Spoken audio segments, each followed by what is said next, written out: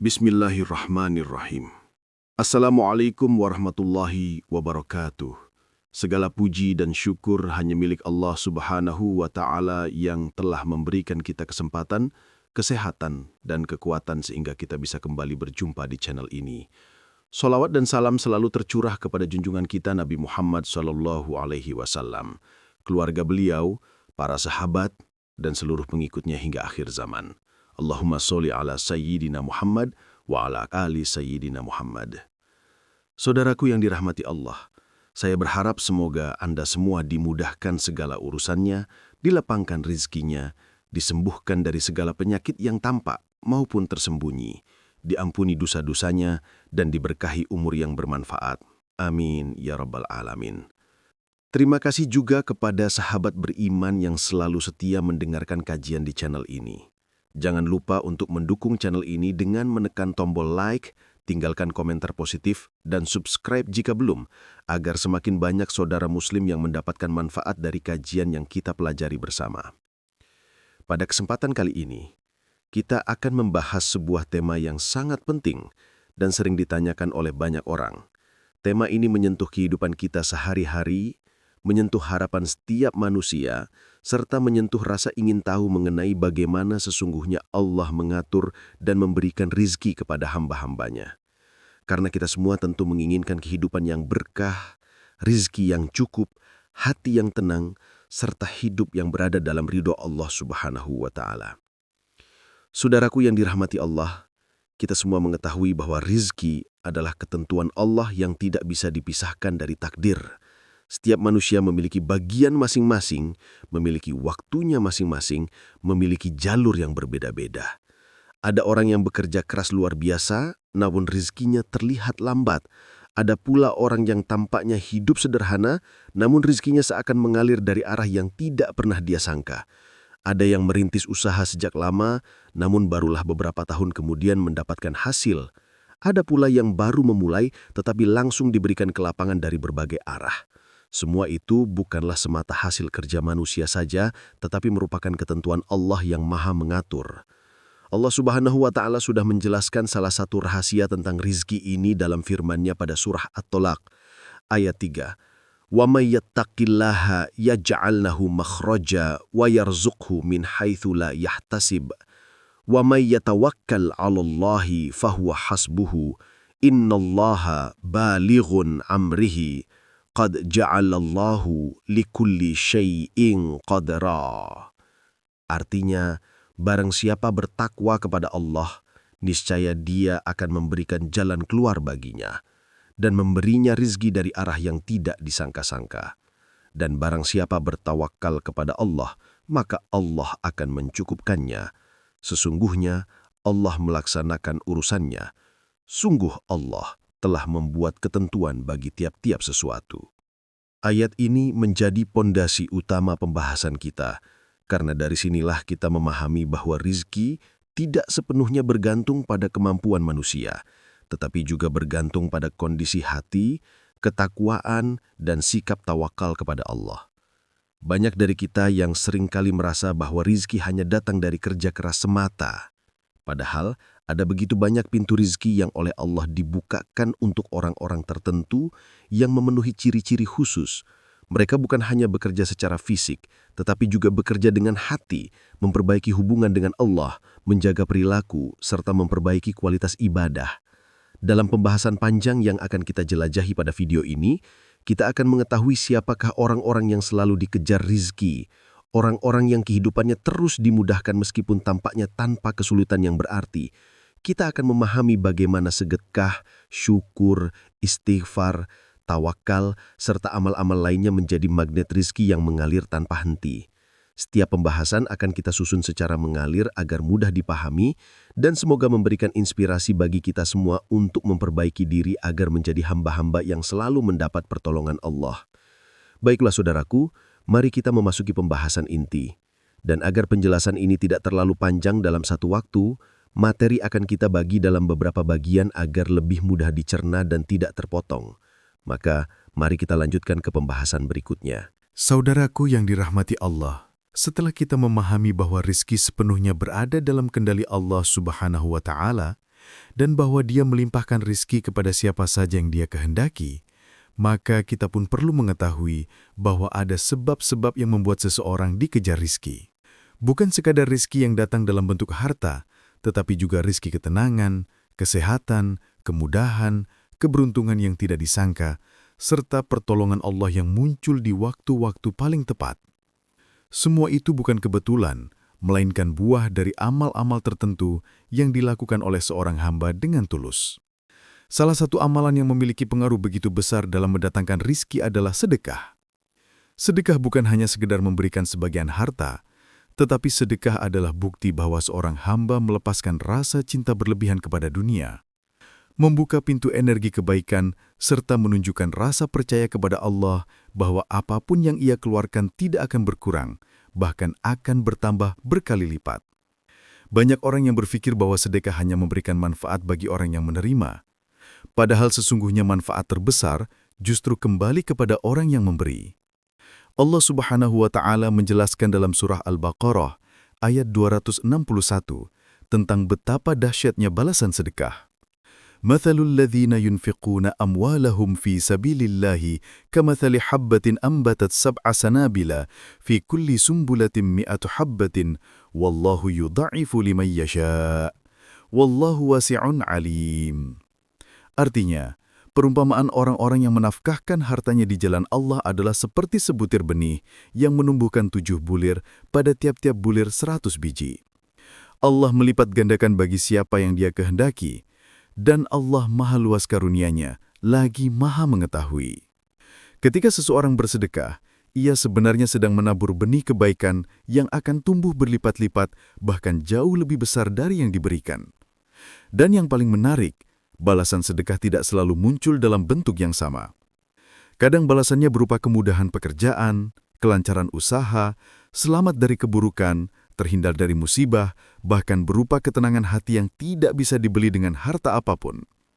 Sedekah seringkali menjadi penyebab seseorang selamat dari hal yang tidak pernah dia prediksi.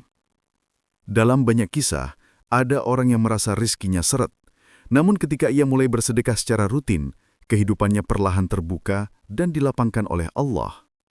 Namun saudaraku, sedekah yang paling utama adalah sedekah yang dilakukan dengan keikhlasan penuh, bukan sedekah yang dilakukan dengan niat ingin dipuji atau mendapatkan balasan dari manusia. Jika seseorang bersedekah, namun ia berharap pujian, maka nilainya akan hilang di sisi Allah. Tetapi jika seseorang bersedekah dan hanya berharap Allah mengganti dengan yang lebih baik, maka itu menjadi ibadah yang sangat tinggi derajatnya. Maka, niat adalah hal yang paling penting dalam sedekah. Jika seseorang berharap kembali kepada Allah saja, maka tidak masalah ia berharap balasan, karena Allah sendiri menjanjikannya. Selain sedekah, ciri lain dari orang yang dikejar rizki adalah orang yang gemar bersyukur. Syukur bukan hanya sekedar mengucapkan Alhamdulillah, tetapi syukur adalah kondisi hati yang menerima dengan ridho apa yang Allah berikan, baik dalam keadaan lapang maupun sempit. Banyak dari kita yang hanya bersyukur saat mendapatkan rizki yang besar, tetapi lupa bersyukur atas nikmat-nikmat kecil yang setiap hari diberikan secara gratis oleh Allah, seperti udara yang kita hirup, tubuh yang sehat, keluarga yang mendukung, atau waktu yang masih diberikan. Allah berfirman dalam surah Ibrahim ayat 7, "La in syakartum la azidannakum wa la in kafartum inna azabi la syadid." Artinya, jika kamu bersyukur, pasti aku akan menambah nikmat kepadamu. Tetapi jika kamu mengingkari nikmatku, maka sesungguhnya azabku sangat pedih. Ayat ini sangat jelas menunjukkan bahwa syukur bukan hanya membuat nikmat bertahan, melainkan menjadi magnet penambah nikmat. Orang yang bersyukur akan terus ditambah rezekinya, bukan karena ia banyak bekerja, tetapi karena Allah senang melihat hambanya menghargai karunia-Nya. Syukur adalah tanda bahwa seorang hamba sadar bahwa semua milik Allah dan hanya Dia yang layak dipuji. Maka orang yang pandai bersyukur akan selalu melihat hidupnya berkembang, meskipun sedikit demi sedikit, tetapi pasti menuju kebaikan. Sedekah dan syukur adalah dua pondasi besar yang membuat rizki mendekat sendiri kepada seorang hamba. Keduanya saling berkaitan karena orang yang bersyukur akan mudah untuk bersedekah, dan orang yang suka bersedekah akan lebih mudah untuk bersyukur. Inilah dua amalan yang tidak pernah merugikan siapapun. Saudaraku, untuk memahami lebih dalam, Mari kita lanjutkan pada bagian berikutnya yang akan semakin menjelaskan ciri-ciri lain orang yang selalu dikejar rizki. Ketika kita memahami bahwa kehidupan adalah perjalanan yang penuh ujian, kita mulai menyadari bahwa tidak ada satupun musibah yang datang tanpa membawa pesan dan peluang untuk tumbuh. Dalam momen seperti inilah keimanan diuji, bukan untuk menjatuhkan kita, tetapi untuk meninggikan derajat kita. Allah tidak pernah menurunkan cobaan kecuali sesuai kemampuan hambanya. Dan justru dari sinilah muncul ketenangan bahwa setiap manusia dipilih untuk menghadapi ujian tertentu karena Allah mengetahui kekuatan yang mungkin tidak kita sadari. Kesadaran ini membawa kita pada pemahaman bahwa semua kesedihan, kegelisahan, ketakutan dan rasa kehilangan mempunyai ruang yang terhormat dalam diri manusia. Kita diciptakan dengan hati yang lembut dan penuh rasa, sehingga wajar bila kita merasakan luka ketika menghadapi kejadian yang berat. Namun, perasaan itu bukan tanda kelemahan, melainkan bukti bahwa jiwa kita hidup, peka, dan sedang berada dalam proses belajar yang mendalam. Disinilah pentingnya kembali kepada Allah, karena hanya dengan cara itu, hati menemukan tempat bersandar yang benar. Allah mengingatkan kita dalam firman-Nya, "Alah, bidzikrillahi tatma'innul qulub." Ketahuilah, hanya dengan mengingat Allah hati menjadi tenang. Quran Surat Ar-Ra'd, ayat 28. Ayat ini menjadi peneguh bahwa ketenangan bukan datang dari kondisi luar, bukan pula dari dunia yang selalu berubah, tetapi dari kedekatan dengan Allah. Ketika seseorang meletakkan hatinya pada tempat yang benar, ia tidak lagi bergantung pada sesuatu yang fana. Ia tidak menunggu kebahagiaan dari manusia, tidak bergantung pada keadaan dan tidak mengukur kedamaian dari hasil yang didapatkan. Ketenangan sejati hadir ketika hubungan kita dengan Allah menjadi kuat, karena dari situlah muncul keyakinan bahwa apapun yang terjadi, Allah selalu bersama kita. Ada orang yang menghadapi ujian berat lalu merasa hidupnya hancur. Namun ada juga orang lain yang mengalami ujian yang sama, justru tumbuh dan menjadi lebih kuat. Perbedaan itu bukan terletak pada besar kecilnya cobaan, melainkan pada bagaimana seseorang melihat dan merespon takdir Allah. Ketika hati yakin bahwa di balik setiap kesulitan ada kebaikan, maka jalan menuju sabar dan tawakal menjadi lebih mudah untuk ditempuh. Dan ketika ia menerima ketetapan Allah dengan lapang dada, meskipun berat, niscaya ia akan merasakan kedamaian yang tidak bisa dijelaskan dengan kata-kata. Dalam kehidupan sehari-hari kita sering merasakan kenyataan bahwa tidak semua doa terkabul sesuai harapan. Ada yang kita minta namun tidak diberikan, ada yang kita harapkan namun justru dijauhkan. Padahal bisa jadi apa yang kita inginkan sebenarnya tidak baik bagi kita, dan apa yang tidak kita inginkan justru membawa kebaikan besar di masa depan. Disinilah kita belajar bahwa Allah mengetahui apa yang tidak kita ketahui. Allah melihat masa depan, hati dan takdir kita secara utuh, sementara kita hanya memandang sepotong kecil dari satu sisi saja. Terkadang Allah menunda sesuatu bukan karena Dia tidak sayang kepada kita, tetapi karena waktu terbaik belum tiba. Allah mengambil sesuatu bukan karena ingin menyiksa kita, tetapi karena Ia ingin menggantinya dengan sesuatu yang lebih baik. Bahkan terkadang Allah membiarkan kita merasakan sakit untuk membersihkan dosa, menguatkan jiwa, atau mendekatkan diri kita kepadanya, sebab ada hubungan yang menguat justru dalam suasana sulit dan tidak dalam keadaan lapang. Ketika seseorang memahami hal ini, ia mulai menerima setiap fase kehidupannya dengan lebih tenang. Ia tidak lagi menolak takdir, tetapi berdialog dengan dirinya sendiri, mencoba memahami makna dari tiap peristiwa. Ia menangis ketika perlu, ia bersabar ketika harus, dan ia bersyukur meskipun keadaan tidak seperti yang ia inginkan. Dari sinilah lahir pribadi yang matang secara spiritual, yang memandang kehidupan bukan sebagai rangkaian sakit dan kehilangan, tetapi sebagai perjalanan menuju Allah, dengan segala bentuk pelajaran yang menyertainya. Pada akhirnya kita akan menyadari bahwa kebahagiaan sejati bukan datang dari apa yang kita miliki, tetapi dari bagaimana kita memaknai kehidupan. Dan makna itu hanya bisa kita temukan ketika kita mengizinkan diri untuk dekat dengan Allah, menerima ketetapannya, serta percaya bahwa apapun yang terjadi adalah bagian dari kasih sayangnya yang luas. Dari sini kita akan melangkah menuju bagian terakhir, yaitu bagaimana menutup perjalanan batin ini dengan keyakinan yang kokoh dan langkah yang lebih kuat dalam menghadapi kehidupan. Ketika kita sudah memperhatikan perjalanan panjang tentang makna ujian, ketetapan Allah, serta bagaimana hati menemukan jalan kembali menuju ketenangan, maka tibalah saatnya kita merenungkan bahwa semua bagian dari hidup kita sebenarnya sedang diarahkan menuju satu tujuan besar. Kembali kepada Allah dengan hati yang bersih, kuat, dan penuh keyakinan. Apapun yang kita alami, baik kesenangan maupun kesedihan, pada akhirnya akan bermuara pada proses pendewasaan jiwa. Disinilah kita belajar bahwa diri kita bukanlah sekedar tubuh yang bergerak, tetapi hati yang senantiasa diuji untuk mengenal siapa Tuhannya. Seringkali kita merasa bahwa hidup terlalu berat, sehingga langkah terasa goyah. Namun ketika kita melihat kembali perjalanan yang telah kita tempuh, betapa banyak ujian yang dulu kita pikir tidak mampu kita selesaikan, ternyata kini menjadi bagian dari kisah yang memperkuat diri kita. Kita belajar bahwa Allah tidak pernah meninggalkan hambanya, bahkan di saat hamba itu merasa sendirian.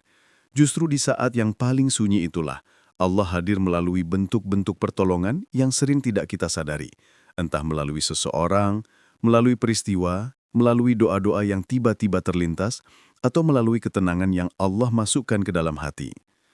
Allah berfirman, "Wa huwa ma'akum aynama kuntum." Dan Dia bersama kalian, dimanapun kalian berada. Quran Surat Al-Hadid, ayat 4. Ayat ini mengingatkan kita bahwa tidak ada satupun langkah yang kita ambil kecuali Allah mengetahuinya. Tidak ada satupun air mata yang jatuh kecuali Allah melihatnya. Dan tidak ada satupun rasa sakit yang menggores hati kecuali Allah mengetahuinya. Keyakinan ini seharusnya membuat kita lebih ringan dalam menjalani hidup, sebab kita tidak berjalan sendirian. Kita ditemani oleh kasih sayang Allah yang tidak pernah terputus dan tidak akan pernah habis. Setelah memahami ini, kini tiba waktunya bagi kita untuk menutup perjalanan pembahasan dalam video ini dengan membawa pulang satu pesan penting, yaitu bahwa ketenangan hidup bukan datang dari berusaha mengontrol segalanya, tetapi dari menyerahkan urusan kepada Allah sembari berusaha dengan sepenuh hati. Kita tidak diminta untuk mengetahui masa depan, kita hanya diminta untuk percaya. Kita tidak diperintahkan untuk menebak rencana Allah, tetapi yakin bahwa rencananya jauh lebih baik daripada rencana apapun yang kita buat untuk diri kita sendiri. Mungkin saat ini kamu sedang berada dalam kondisi yang berat, mungkin ada doa yang belum terkabul, ada harapan yang belum terwujud, ada luka yang belum sembuh, atau ada kerinduan yang belum terjawab. Namun percayalah, selama kamu terus mendekat kepada Allah, selama kamu terus berjalan meski dengan langkah kecil, Allah tidak akan mengecewakanmu. Dia akan mempertemukanmu dengan waktu terbaik, keadaan terbaik, dan jalan keluar terbaik tepat pada saat yang paling tepat menurutnya. Ketika kita belajar menerima semua ini, hati kita menjadi lebih jernih dan lapang. Kita tidak lagi mempertanyakan mengapa sesuatu terjadi, tetapi belajar melihat makna di baliknya. Kita tidak lagi gelisah dengan hal-hal yang belum kita miliki, tetapi bersyukur atas apa yang sudah Allah titipkan. Kita tidak lagi membiarkan masa lalu menyiksa, tetapi menjadikannya pelajaran berharga untuk melangkah lebih dewasa. Pada akhirnya, ketenangan hidup akan datang ketika kita meyakini bahwa semua urusan berada dalam genggaman Allah, dan Dia tidak pernah salah dalam menetapkan. Dalam penutup ini, saya ingin mengajak kita semua untuk terus memperbaiki hati, memperkuat hubungan dengan Allah, dan tidak berhenti berharap meskipun keadaan tampak sulit. Semoga setiap langkah yang kita ambil menjadi saksi bahwa kita sedang berusaha menjadi hamba yang lebih baik. Semoga Allah memberikan ketenangan dalam setiap keresahan, memberikan jalan keluar dalam setiap kesulitan, dan memberikan kekuatan dalam setiap proses yang harus kita hadapi. Sebelum video ini benar-benar ditutup, jangan lupa untuk menonton video berikutnya yang insya Allah akan mengangkat tema yang juga sangat penting bagi perjalanan spiritual kita. Tetap ikuti channel ini agar kita bisa terus belajar bersama, saling menguatkan, dan menambah ilmu yang mendekatkan kita kepada Allah. Bagi yang belum subscribe, silakan klik tombol subscribe, like, dan share video ini agar semakin banyak saudara kita yang mendapatkan manfaatnya. Semoga setiap jari yang menekan tombol kebaikan dicatat sebagai pahala oleh Allah. Terima kasih sudah menyimak hingga selesai. Semoga apa yang kita pelajari hari ini menjadi cahaya yang menerangi langkah-langkah kita ke depan. Sampai bertemu di video berikutnya. Wassalamualaikum warahmatullahi wabarakatuh.